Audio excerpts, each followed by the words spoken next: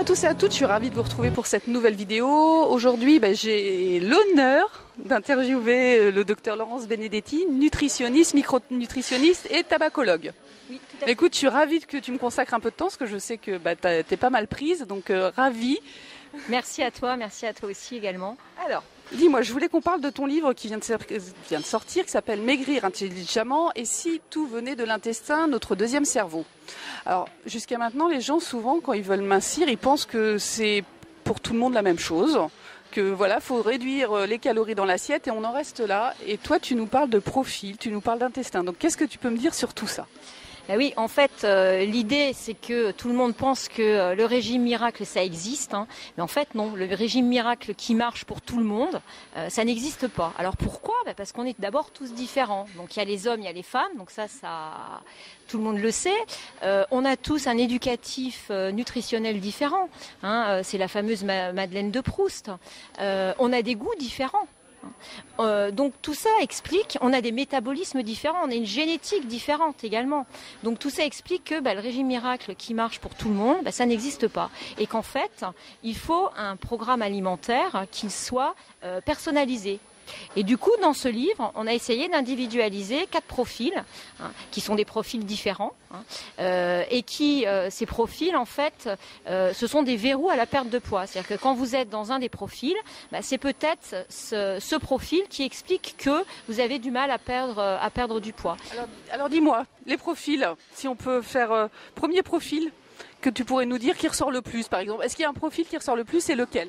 Alors, il y a, je dirais, 2 ou 3 profils qui ressortent, mais souvent on a plusieurs profils. Alors, un profil qui ressort souvent, c'est le profil digestif, c'est-à-dire le patient qui a un intestin irritable, le matin le ventre tout plat, le soir il ballonne, il a des gaz, etc. Et ce patient, bien évidemment, s'il mange des fromages blancs à longueur de journée, même 0%, non seulement il va pas maigrir, mais en plus, il va même aggraver ses problèmes digestifs. Donc, il ne pourra pas maigrir. Bon. Le deuxième profil qu'on voit souvent, c'est le profil neuromédiateur. Les neuromédiateurs sont les hormones de l'humeur.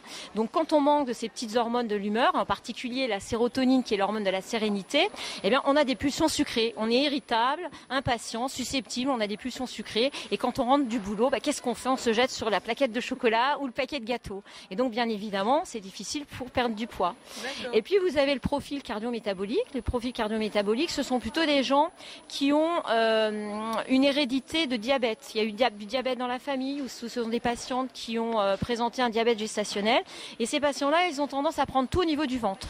Alors là, il va plutôt falloir s'intéresser au sucre et en particulier au sucre rapide, éviter les sucres rapides, bien faire attention aux index glycémiques, etc.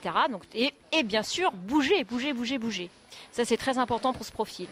Et puis, on a le profil déficit en micronutriments.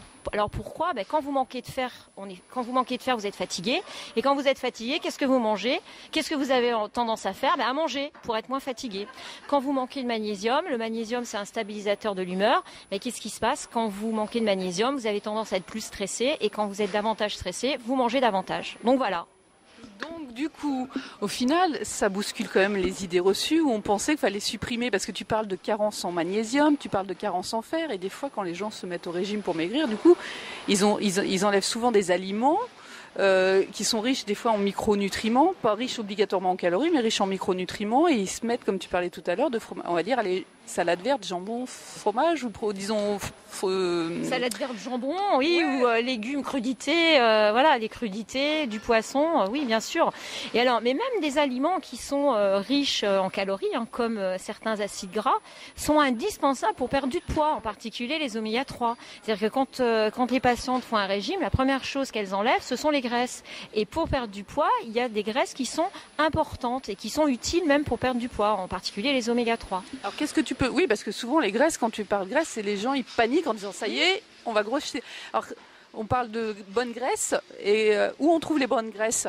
Oui, alors bien sûr, quand on fait un régime, l'idée c'est pas de réapprendre à nager dans la sauce et dans l'huile, mais les bonnes graisses, entre autres, ce sont donc les fameuses oméga 3 qu'on trouve dans l'huile de colza, l'huile de noix et dans les poissons gras. D'accord. Les sardines, les maquereaux. Même en boîte ? On en trouvera encore même quand... Oui, même en boîte, oui. D'accord. L'intestin, du coup, tu as parlé de l'intestin. J'aimerais bien que tu nous en dises un peu plus quand même sur le rôle de l'intestin. Mais en fait, l'intestin, c'est une barrière et ça sert de filtre à café. Hein. Donc, quand tout fonctionne bien, c'est un filtre à café qui permet d'assimiler les protéines, les sucres, les graisses et qui permet d'assimiler les micronutriments, c'est-à-dire les vitamines, les oligo-éléments, les minéraux, les acides gras. Bon. À partir du moment où l'intestin ne fonctionne plus correctement, ce filtre à café, il se transforme en passoire et du coup, non seulement vous allez moins bien assimiler les micronutriments, le fer, le magnésium, etc. et présenter d'éventuels déficits qui vont nuire à la perte de poids, mais aussi et surtout cet intestin donc poreux, qui n'est plus étanche, hyper perméable, il va laisser passer des molécules inflammatoires inopportunes au travers donc de la muqueuse, et ces molécules inflammatoires, de proche en proche, elles peuvent aller inflammer, je dirais, les organes qui sont insulino-dépendants, le foie, le tissu adipeux, le muscle, etc. Et provoquer de l'insulino-résistance, voire même à terme des problèmes cardiovasculaires. Et en fin de compte, il faut chercher qui on est, comment on mange, quel métabolisme on a, si on veut quelque chose de durable. Alors, déjà, quand on fait un programme alimentaire pour perdre du poids, il faut être bien dans ce qu'on fait. Donc, c'est-à-dire qu'il ne faut pas avoir les yeux plus gros que le ventre et se dire, bon, moi je vais aller très vite et donc je me serre la ceinture à outrance. Parce que là, c'est la porte ouverte aux frustrations, c'est la porte ouverte aux carences et donc on ne peut pas maigrir durablement comme ça. Donc, il faut être bien dans ce qu'on fait. Donc, il faut manger de tout. Donc suivre nos programmes, parce que vous verrez, il y a différentes je dirais vitesses, différentes vitesses si vous décidez de perdre un peu plus vite ou pas. Mais encore une fois, même les programmes qui sont rapides, on dit qu'il ne faut pas les faire plus de 15 jours. C'est vraiment un starter, mais il ne faut pas que ce soit sur du long terme. Donc il faut être bien dans ce qu'on fait, c'est-à-dire savoir ce qu'on va mettre dans son programme alimentaire en termes de motivation également. C'est-à-dire qu'il ne faut pas avoir des ambitions trop grandes en termes de vitesse, si on sait qu'on est épicurien, qu'on aime bien manger, qu'on est souvent invité ou que par la force des choses, on est obligé d'aller manger au restaurant tous les jours pour le boulot, c'est tout. Il faut prendre son temps et ménager sa monture pour voyager loin. D'accord. Bon, je crois que déjà on va y voir plus clair que faut savoir s'écouter, si je comprends bien. S'étudier et pouvoir... Oui. Et puis aussi, ne pas manger sinistre. C'est-à-dire que ça sert à rien de manger tout cuit à l'eau ou à la vapeur. D'où ce que je disais tout à l'heure, c'est que on a besoin du beurre dans les épinards et un petit peu d'huile d'olive, d'huile de colza, d'huile de noix. Ça fait pas de mal, ça donne du goût et ça évite de manger tout cuit à l'eau et de manger sinistre. Et puis du coup de craquer, voilà, et de reprendre tout ce qu'on a perdu et de repartir dans la reprise de poids qui n'est pas, j'imagine, pas bonne non plus. Tout à fait. Et puis, il faut aussi manger lentement. Donc ça, au moins 20 minutes pour manger. C'est le temps qu'il faut à votre cerveau pour savoir que vous êtes en train de manger et mettre en route la satiété. C'est également le temps qu'il faut pour éviter de ballonner.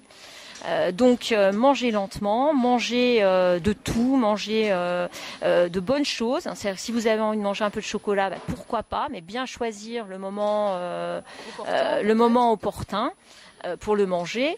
Et puis si un soir vous êtes invité, ma foi vous êtes invité. Et dans ce cas-là, on se rattrape le lendemain avec une phase starter sur une journée pour se rattraper. Oui, puis ce que tu dis là, c'est que manger tout, ne pas manger triste, au final, c'est peut-être éviter aussi ces dérapages quand on est invité. Parce que si on tient compte de sa faim physique et qu'on n'est pas frustré de ce qu'on a mis en place à côté, on n'a pas, à se jeter non plus sur l'alimentation quand on est invité. Donc du coup, il y a même peut-être même pas d'écart, il n'y a peut-être même pas de risque d'écart au final. Tout à fait.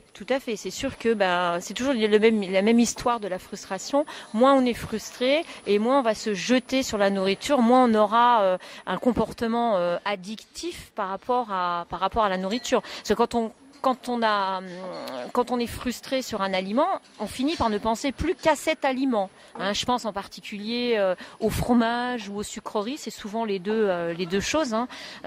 Si on ne mange plus du tout de fromage et plus du tout de chocolat, de sucreries, à un moment donné, on ne pense plus qu'à ça. Et là, c'est la catastrophe. Ça, c'est clair. Et dis-moi, tu es aussi tabacologue. C'est applicable aussi pour les gens, parce que souvent les gens, quand ils arrêtent de fumer, ils ont peur ou ils prennent du poids. Donc est-ce que ça c'est valable aussi pour ce type de... Alors oui, c'est d'autant plus valable que au départ on fait un état des lieux en fait de l'existence d'éventuels déficits micronutritionnels, et donc ça c'est hyper important quand on va arrêter de fumer. C'est-à-dire que quand on va arrêter de fumer, si on manque de fer, qu'on est fatigué, si on manque de magnésium qui est un stabilisateur de l'humeur, on part pas avec toutes les chances de son côté. Donc déjà il y a cet état des lieux, et puis d'autre part, le programme il est tout à fait adapté. En revanche, il faut pas commencer par la phase starter. Il faut plutôt prendre une phase plus, moins, je dirais, plus tranquille. D'accord. Donc j'imagine qu'il y a des conseils, c'est ça? Alors, pour chaque profil, donc il va y avoir un programme alimentaire et il va y avoir des béquilles, c'est-à-dire des compléments alimentaires qu'on peut prendre pour s'aider, de véritables béquilles. Bon, il n'y a aucun nom de cité, donc ce qui fait que c'est la place ouverte voilà, chacun peut prendre des compléments qu'il souhaite, mais avec des choses précises. On va vous dire quand même, il faut prendre du chrome, il faut prendre du magnésium, mais plutôt cette forme de magnésium plutôt qu'une autre. Parce que des fois tout n'est pas toujours assimilable selon la forme des minéraux, par exemple. Tout n'est pas forcément bien assimilable, oui, effectivement, en fonction de, par exemple, les citrates de magnésium seront mieux assimilés que que du chlorure de magnésium, par exemple. Et puis, en fonction aussi de votre intestin, parce que c'est un intestin qui est poreux. Et inflammé, du coup, ça et passe. Inflammé, voilà. Et puis, pour l'intestin, il faut aussi parler de cet intestin deuxième cerveau, parce qu'effectivement, au niveau de l'intestin, est fabriquée à 90% une hormone donc qui est la sérotonine, qui est l'hormone de la sérénité. Et du coup, quand on a un intestin qui fonctionne pas bien, cette hormone est pas bien fabriquée. Et il peut s'en suivre effectivement des déficits fonctionnels en sérotonine. D'accord. Bon écoute, merci. Je pense qu'on y voit un peu plus clair, de comprendre que il y a des profils, il faut aller chercher un peu plus loin que simplement enlever tout de son assiette. Écoute, merci Laurence m'avoir consacré du temps. Ça a été un vrai plaisir. Écoute, de rien, mais c'est vrai qu'on pourrait en parler des heures, parce qu'il y a vraiment tellement de choses à dire. Ça c'est clair. Donc du coup, ton livre, j'imagine qu'on le trouve dans toutes les librairies. Toutes les Fnac, donc partout. Voilà, et puis donc aussi il y a le docteur Didier Chausse qui a participé à la rédaction. Et puis donc ça s'appelle Maigrir intelligemment, si tout venait de l'intestin, notre deuxième cerveau. Merci. Merci à toi. À bientôt.